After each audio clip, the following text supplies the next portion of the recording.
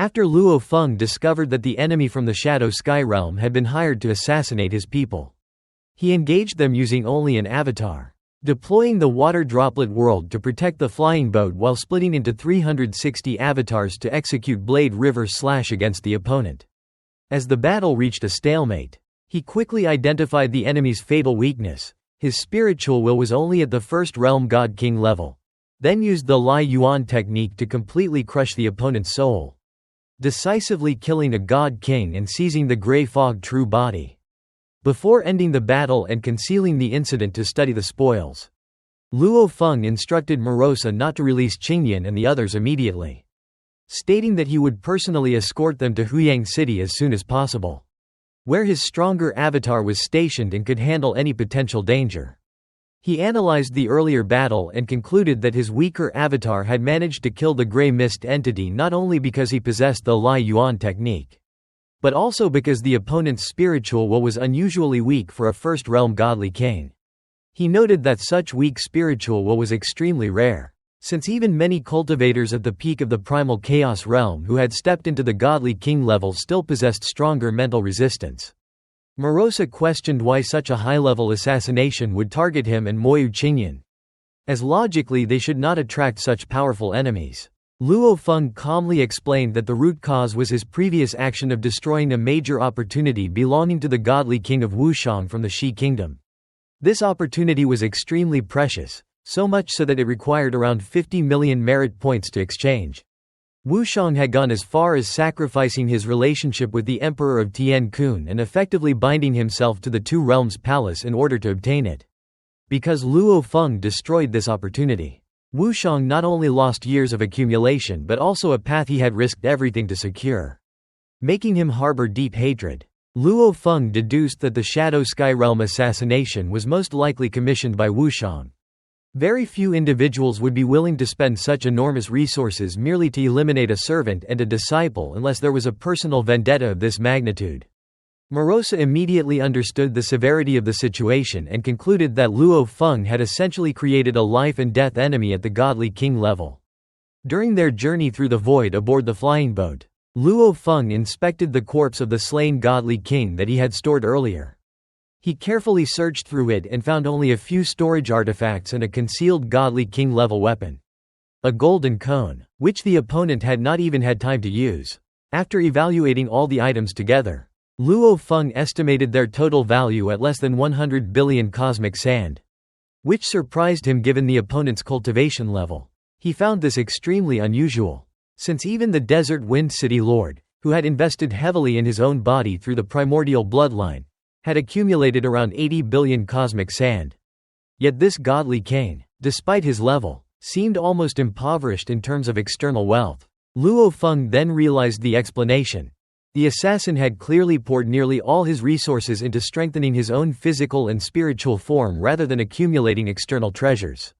This became even clearer when Luo Feng examined the corpse itself. The body was formed from a strange gray mist that had condensed into a liquid-like structure, constantly flowing and regenerating even after death. Despite Luo Feng's earlier use of the blade formation to suppress it, the damage inflicted on the mist body had been minimal. Even now, fragments of the gray mist would disintegrate and then naturally reform, showing an extremely high level of resilience. Luo Feng concluded that the opponent had specialized almost entirely in body refinement and had turned himself into a near indestructible mist life form. From this, Luo Feng deduced that the corpse itself was an extremely valuable resource. If Morosa absorbed it, it would likely bring him substantial improvement. Thinking of this, Luo Feng felt that although the enemy had been weak in wealth, the physical remains were ironically a significant gain. Shortly afterward, the flying boat arrived above Huyang City. Morosa immediately showed strong interest in obtaining the corpse, but Luo Feng refused, instructing him to wait until they returned to Shanji City, where it could be properly absorbed within the Star Tower to ensure safety and full refinement. Morosa then released Moyu Qingyan, Zhang Yongge, and their group. All of them were shocked and confused, because before being taken in, they had clearly seen Luo Feng's blade formation being overwhelmed and the terrifying gray mist entity about to kill them. Yet now they were not only alive, but already above Huyang City.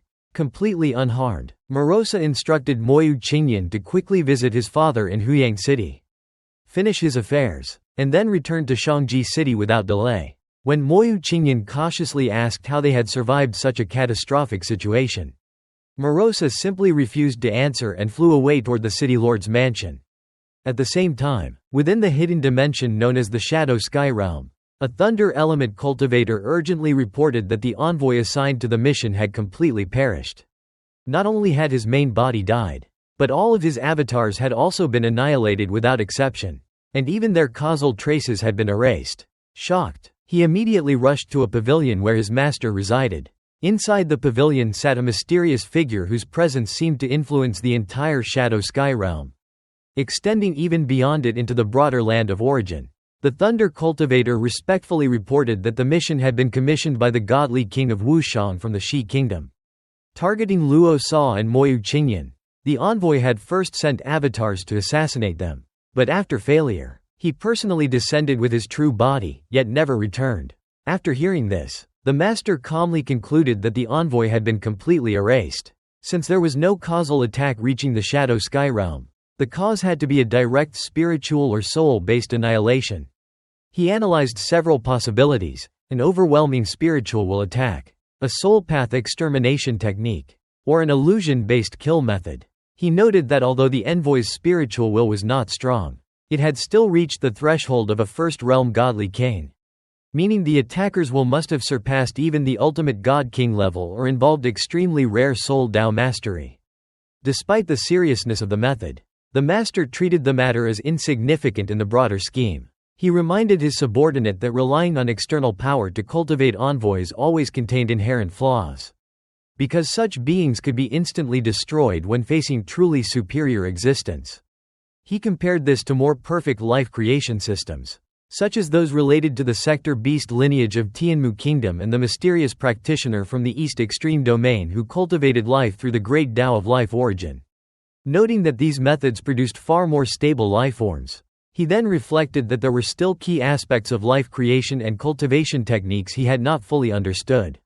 Considering this, he began thinking about selecting another divine son to create a new envoy, treating all such beings merely as experimental tools for refining his secret techniques while also generating resources for him. Meanwhile, in Shi Kingdom's Wuxiang City, Wuxiang Ancestor finally received confirmation from the Shadow Sky Realm that the assassination had failed. He was stunned and refused to believe that such a renowned assassination organization could fail against a mere primal Chaos Realm cultivator and an eternal true god.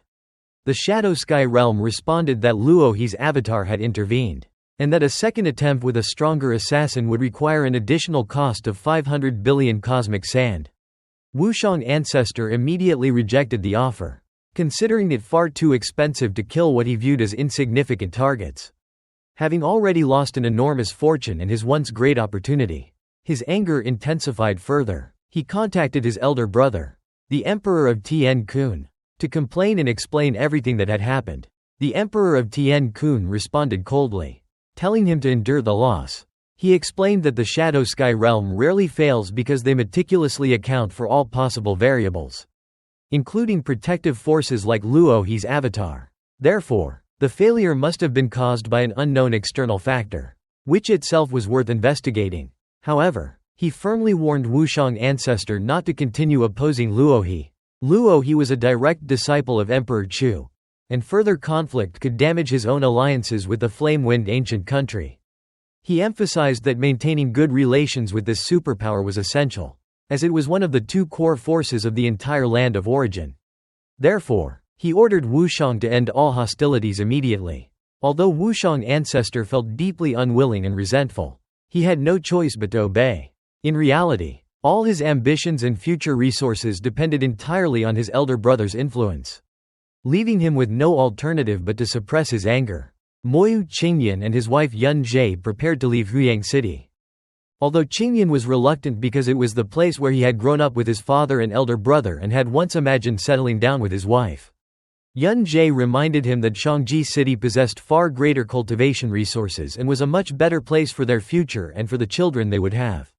She also pointed out that his father already shared the position of deputy city lord with Moli Meng and that both his second master and the original divine monarch were in Shanji City, where he could continue receiving guidance. Before their departure, members of the Moyu family and several friends gathered to see them off. Moyu Hu earnestly reminded his son that becoming Luo Feng's disciple was an extraordinary blessing and warned him never to become arrogant or disappoint his master. He was deeply gratified by his son's achievements, as Moyu Qingyan had become an eternal true god, was nearly acting as the lord of Shanji City, and had even married into the royal family. Moyu Lifeng, although still stuck at the true god of void space stage despite once being considered the most talented among the brothers, held no resentment. He was simply happy for his younger brother and encouraged him to have children, since he was the only one among the three brothers without descendants. Qingyan also spoke briefly with his nephew, Moyu Feng Chu, the posthumous son of Moyu Lusheng, who was still only a true god. Morosa, eager to continue his journey and enjoy good food, waited impatiently until the farewells ended. He then summoned a flying boat, and together with Moyu Qingyan, Yun Jie, and their servants, departed from Huyang City. Luo Feng's avatar silently observed the scene and reflected that although Moyu Hu and Moyu Lifeng were competent, the later generations of the Moyu family were rather mediocre. He had once considered nurturing Moyu Feng Chu but eventually abandoned the idea after observing his disposition over time. Morosa escorted Moyu Qingyan and his wife to Flame Wind Ancient Country, first stopping at Chu capital. Inside the Star Tower there, Morosa's true body was still digesting the corpse of a godly king-level being. During the process, he discovered that the corpse was extraordinary. Its body contained profound mysteries of both the origin Tao of matter and the origin Tao of the infinite, and the level of these mysteries clearly exceeded what a first-realm godly king could possibly achieve. Morosa concluded that the body had likely been refined by a second-realm godly king or perhaps even an ultimate realm god king. Luo Feng immediately understood why the godly king he had slain possessed such a powerful body despite having a relatively weak spiritual will. The body's strength had come from external assistance rather than his own cultivation. Morosa further explained that spiritual will was essential for controlling such a body and that the deceased godly king had only been able to use a portion of its true power. If his spiritual will had been stronger, his combat ability would have increased dramatically. He was particularly shocked because refining such a powerful body for another cultivator was incomparably more difficult than cultivating one's own body. This made him realize just how terrifying the hidden existence behind the corpse truly was. Luo Feng agreed that they were far from being able to confront such an opponent and decided that they should simply continue cultivating and growing stronger. As time passed, no news spread throughout the land of origin regarding the death of any godly king, which further convinced both Luo Feng and Morosa that the dead godly king had merely been a servant created by some incomparably powerful hidden existence. Since then, Luo Feng encountered no further trouble, suggesting that the mysterious powerhouse had no intention of targeting him. The incident also made Luo Feng realize how insignificant he still was compared with the true peak experts of the land of origin. Even powerful figures like Emperor Tian Kun were still far below the mysterious leaders behind organizations such as the Two Realms Palace, Wanfa Tower, and Timespace Lonely Boat. Recognizing his own weakness, Luo Feng devoted himself entirely to cultivation. After consuming the primordial crystal spirit fruit and clearing spirit liquid, he focused primarily on comprehending the 10 directions world form. Whenever he became mentally fatigued, he would study the Calamity Beast diagram and deal with spiritual beings inside infinite space. The 4 special grade inheritances he had exchanged in infinite space greatly broadened his horizons and made him realize the immense importance of comprehension and spiritual will. He understood that spiritual will directly affected the power of his transformation method, the number of triune forms he could control, his understanding of the great Tao, and even his control over his physical body. Although Luo Feng felt that he could probably achieve breakthroughs in the 6 branches of life through deliberate comprehension, he also sensed that his accumulation was still insufficient. Remembering the teachings of the creator of world life form, he chose not to force a breakthrough and instead continued deepening his foundation through the 10 directions world form. Even though both the 6 branches of life and the 6 branches of destruction had already reached the pinnacle of primal chaos realm after centuries of cultivation, he knew that his accumulation had not yet reached its deepest level. especially regarding the 6 branches of destruction, where simple comprehension alone would not be enough to achieve rapid progress. After finally destroying one of the 7 destructive level terrors, the creatures of the Dark World celebrated with great joy. They believed that if each generation continued the fight, they would eventually eliminate all the terrors and restore light and freedom to their world. Their hope was suddenly shattered when the blood-red Dark Eye, the supreme heavenly Tao level terror, opened in the sky once more. Unlike the destructive level terrors, the Dark Eye represented the very heavenly Tao itself. Cultivators had long realized that the heavenly Tao had transformed into the Dark Eye, and even the ultimate path of cultivation led toward it. The Dark Eye then emitted a crimson beam upon Illusion City, causing the city to evolve into a new destructive level terror. A powerful cultivator understood the truth behind this event. The heavenly Tao had decreed that there would always be exactly 7 destructive level terrors. Whenever one was destroyed, another would immediately replace it, making all of their struggles appear meaningless and plunging everyone into despair. At that moment, however, the Dark Eyes suddenly released a mournful cry filled with fear and unwillingness before vanishing entirely. The endless darkness that had covered the sky disappeared, and for the first time in countless ages, genuine sunlight illuminated the world once again. Many creatures were seeing true sunlight for the first time in their lives and were fascinated by its warmth. Cultivators quickly realized that the heavenly Tao had returned to normal. Although the 7 destructive level terrors still existed, their territories had greatly diminished under the restored sunlight, and everyone understood that their world had fundamentally changed. Elsewhere, inside the treasure land Infinite Space, Luo Feng finally succeeded in completely destroying an ordinary spiritual being by using an ultimate realm god king will secret technique. This victory brought his total reward points to 10. He was amazed that these spiritual beings, which did not exist in the land of origin, could reach godly king levels solely through spiritual power and wondered where Yuan had obtained them.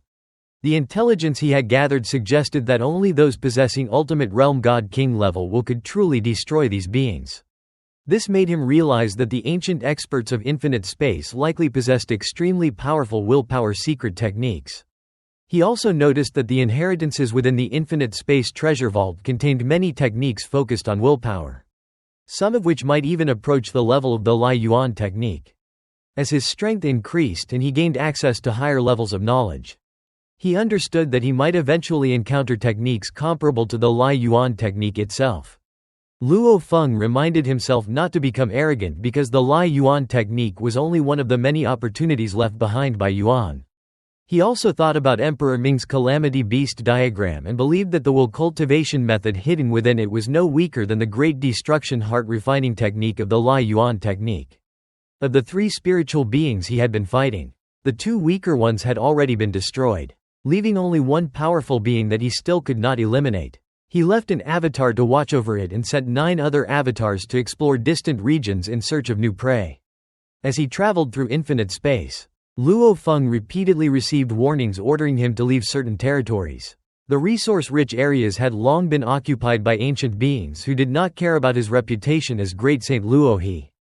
Although he enjoyed immense respect in the real world, he realized that his status carried little weight in infinite space. The requirements for entering this treasure land were incredibly high. Most of its participants were sovereigns of the land of origin, and even many first-realm godly kings found it difficult to obtain an entry spot. The 2 imperial clans occasionally allowed ordinary godly kings and primal chaos realm transcendents to enter, creating powerful factions within infinite space. Luo Feng also understood that because the 19 great Taos of origin were sealed inside infinite space, using godly king-level techniques required forging a new great Tao. Even emperors and monarchs would become much weaker here if they had not done so, often relying only on spiritual will. Being able to use a godly king-level secret technique already made someone a master in infinite space, while forging a complete branch of a great Tao elevated one to the level of an ultimate expert. While traveling, Luo Feng encountered godly King Di Wu from Emperor Chu's lineage. Di Wu questioned how Luo Feng had obtained a place in infinite space and suspected that Emperor Chu had secretly broken the rules to provide him with a token. Angered by the insult toward his master, Luo Feng immediately lost any goodwill toward him. Soon afterward, the second realm godly King Yan Chong arrived and ordered Luo Feng to leave. declaring that the area belonged to the Imperial clan of the Flame-Wind Ancient Country. Luo Feng departed without argument and reflected on Emperor Chu's earlier advice that he should never join the Flame-Wind Ancient Country unless personally invited by primogenitor Yan Feng. The hostility and discrimination shown by the Imperial clan only reinforced this belief. He also realized that fully joining the ancient country would place him under the control of these Imperial clan godly kings and force him to obey their commands. After Luo Feng left, Di Wu and Yan Chong continued discussing the matter of his quota. They became increasingly convinced that Emperor Chu had secretly given him access to infinite space. Yan Chong decided to report the issue and investigate it thoroughly. If Emperor Chu had indeed violated the rules, he intended to punish him severely. He also declared that Luo Feng should be expelled from infinite space, stripped of this opportunity, and heavily punished because, in his view, a mere primal Chaos Realm guest official had no right to enter such a sacred place. In Yan, capital of the Flame-Wind Ancient Country, deep within the ancient Yan Chong Palace, the imprisoned Yan Chong godly king discovered that Luo he had entered infinite space and immediately became furious. He could not accept that a mere primal Chaos Realm guest official had obtained such an opportunity and suspected that Emperor Chu had violated the rules established by the ancestor. The contemporary emperor appeared and explained that Luo he had earned the qualification through his own strength. A century earlier, Luo he had repeatedly fought for treasures along the border, causing such severe losses to the Thunder Ancient Country that they were forced to grant him a place in infinite space in exchange for his withdrawal from the conflicts. Yan Chong still refused to accept this explanation. In his view, Luo he had only been able to participate because he held the status of a guest elder of the Flame-Wind Ancient Country, and therefore the opportunity should have belonged to the Imperial clan. Emperor realized that Yan Chong's thoughts had become increasingly distorted by the corruption of the primordial bloodline. Although formations were suppressing the contamination, Yan Chong had become extremely volatile and might have completely lost control without this assistance. Yan Chong insisted that the Imperial clan should monopolize the best resources of the land of origin and that guest officials should obey the commands of the Imperial clan. Emperor reminded him that the guest official system had been jointly established by the ancestors and could not be questioned. He also pointed out that Yan Chong had consumed an enormous amount of clan resources in his failed attempt to become an emperor and still owed a tremendous debt to the clan. Whereas Luo he and the other guest officials had obtained everything through merit points and owed nothing. The emperor further warned that, in the eyes of the ancestors, the lives of Imperial clan members and guest officials likely held no difference. This only made Yan Chong angrier.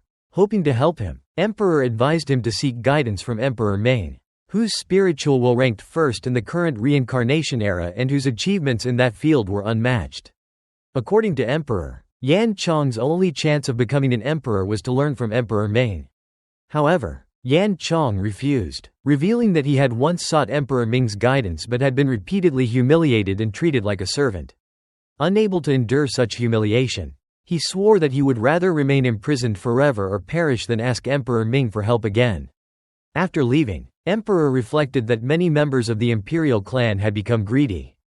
Despite receiving tremendous favor from the ancestor, they still believed they deserved more and even wanted to seize the limited opportunities given to guest officials.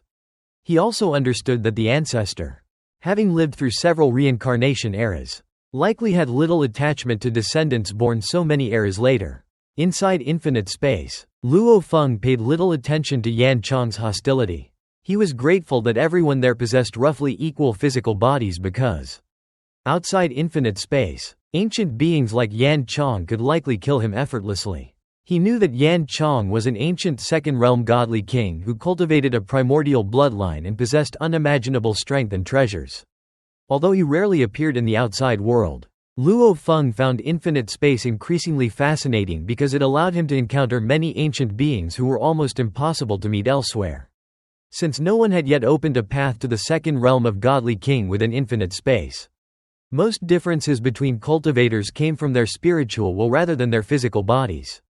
Thinking about this naturally reminded him of Emperor Ming, whose spiritual will he believed had definitely surpassed the ultimate godly king realm and represented a completely different level of existence. Continuing his exploration with 9 avatars, Luo Feng eventually discovered another spiritual being, by scattering his avatars across remote areas and allowing each one to occupy only a single spiritual being. He avoided attracting the attention of major powers while secretly controlling a considerable number of spiritual beings throughout infinite space. Meanwhile, in the East Extreme Domain, a green-robed woman sat within a grand palace and used formations to deduce the secrets of the world. She greatly admired Emperor Chu's mastery of formations and eventually discovered that the disappearance of Wuxiang Godly King and the death of the Mist Envoy in the Shadow Sky Realm were both connected to Luo He. She found it remarkable that the Lord of the Shadow Sky Realm had not retaliated, leading her to conclude that Luo He was far from ordinary. As her deductions continued, she sensed that inviting Luo He to join her side would likely be a very beneficial decision. She also discovered that Luo He seemed to be favored by the supreme rules themselves, something that only exceptionally outstanding cultivators could obtain. Convinced that such a person was worth recruiting, she sent a thought projection toward Shanji city of the flame-wind ancient country to seek out Luo He. Inside Shanji city, everything appeared dull and gray, with countless creatures stripped of their life force and existing like puppets. A woman in green walked through the city and observed everything carefully. She discovered that Luo He concealed his life force so perfectly that even by tracing his past, she could not perceive any traces of him. She noted that his concealment abilities surpassed those of many first-realm godly kings. After returning from observing the past to the present timeline, the woman stood outside the garrison mansion and called for Great Saint Luo He. Neither the guards nor Luo Feng and Morosa had sensed her arrival. Morosa was shocked that someone could approach without being detected and guessed that her strength was close to that of a pinnacle sector beast. Luo Feng recognized her as the Empress of Fun from the East Extreme Domain and went out to greet her. The Empress praised Luo Feng for creating a secret technique and becoming the undisputed strongest expert of the Primal Chaos Realm. Luo Feng humbly replied that he was still only in the Primal Chaos Realm. She accepted his invitation and entered the garrison mansion. Luo Feng knew that the Empress of Feng was one of the 12 emperors among the native inhabitants of the East Extreme Domain. In the earliest times, the natives had ruled most of the land of origin, while the two ancient countries occupied only a small and remote region. Over countless eras, the natives' territory had shrunk to only the East Extreme Domain. The original 12 emperors had all reached the second realm of Godly King, and the Empress of Feng was considered one of the most mysterious and powerful among them, possessing strength nearly equal to the emperors and monarchs of the ancient countries. She had cultivated both the origin Tao of the world and the time primordial Tao to the second realm of Godly King. Her cultivation inheritance remained unknown, and she was highly valued by the mysterious ancestor of the East Extreme Domain natives. Despite the large gap in strength between herself and Luo Feng, she treated him with remarkable friendliness. The Empress explained that she had come to invite Luo Feng to join an organization she founded called the Reincarnation Tower. Although she established it, all members were equal. The Reincarnation Tower was much smaller than the Two Realms Palace because every member was personally chosen and invited by her. But its reputation was equal to other great powers such as the Two Realms Palace, Wanfa Tower, and Timespace Lonely Boat. She stated that every member of the Reincarnation Tower was extraordinary and that Luo Feng was more impressive than he realized. She reminded him that no matter how talented he was, he still needed resources, including top inheritances and rare treasures. As cultivators reached higher levels, access to these resources became increasingly restricted. The most precious inheritances, bloodlines, and treasures were difficult to obtain, and weapons beyond the Godly King realm were valuable enough to start wars between ancient countries. The Empress then told Luo Feng the story of Godly King Luo He. He had been completely loyal to the Flame-Wind ancient country and had reached the second realm of Godly King.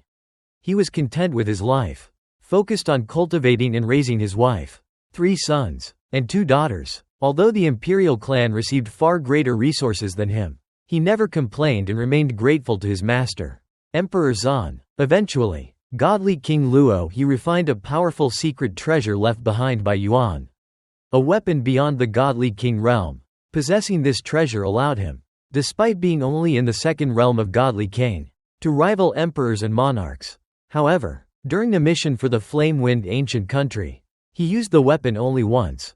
3 emperors immediately acted, forcing him to surrender the treasure and threatening to slaughter his family and clan if he refused. Having always endured hardships and avoided conflict, he handed over the treasure. The moment he surrendered it, the three emperors attacked. They killed his wife, children, relatives, and every creature in the entire city. Godly King Luo He himself was also killed. His master, Emperor Zan, learned of the event only after it was too late. Fortunately, before his death, godly King Luo He managed to use a reincarnation secret technique and reincarnated, though his family and kin had no chance to do so.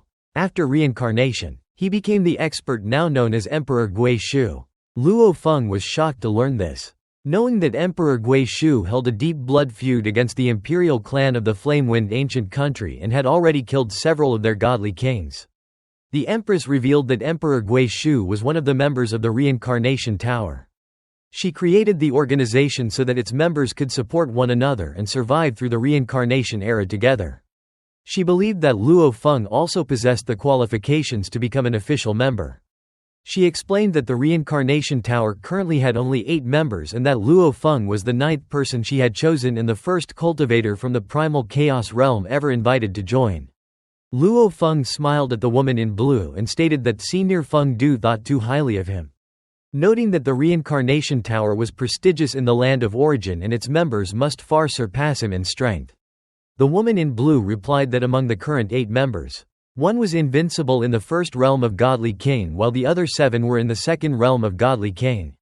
Luo Feng acknowledged the gap between them and himself. The woman in blue invited him to join, assuring him he would soon become invincible in the first realm of Godly King. But Luo Feng instead asked about the rules of the Reincarnation Tower.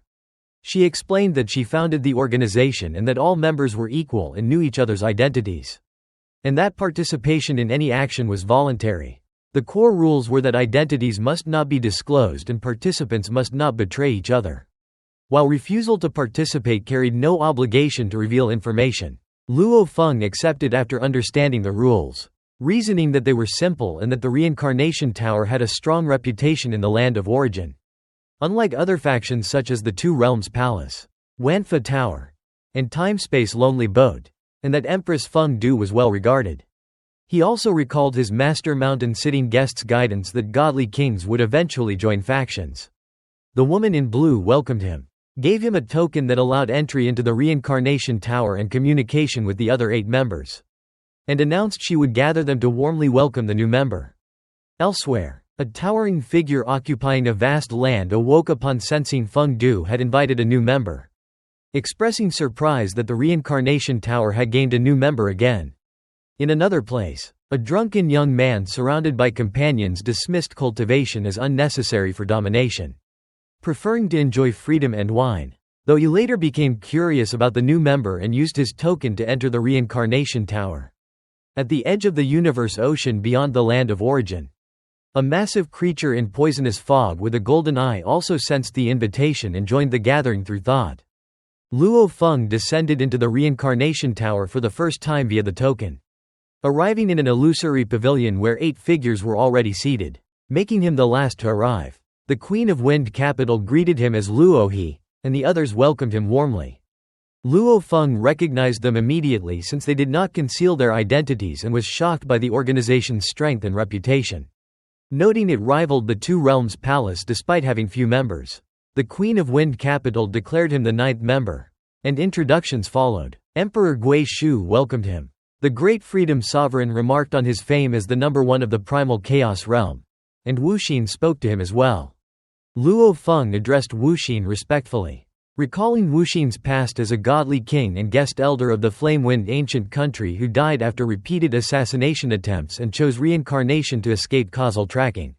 Wuxin warned Luo Feng that the Flame-Wind ancient country would become hostile once he grew stronger. But Luo Feng maintained neutrality, valuing his relationships with Emperor Chu Yu, Emperor Chu, and Emperor Ming, refusing to turn against the Flame-Wind ancient country based solely on warnings. King Shanji also greeted him, and Luo Feng acknowledged him. Several members were linked to the Flame-Wind ancient country, while others had conflicts with different ancient countries, including Cloud Sky God Cain, Black Fire Demon Lord, and Earth God Cain, the latter 2 being among the strongest in the tower. Luo Feng observed that the Reincarnation Tower contained 2 beings comparable to emperors. explaining its strong reputation. After brief exchanges, Luo Feng concluded that he was currently the weakest member and would only be able to participate in major actions after becoming stronger.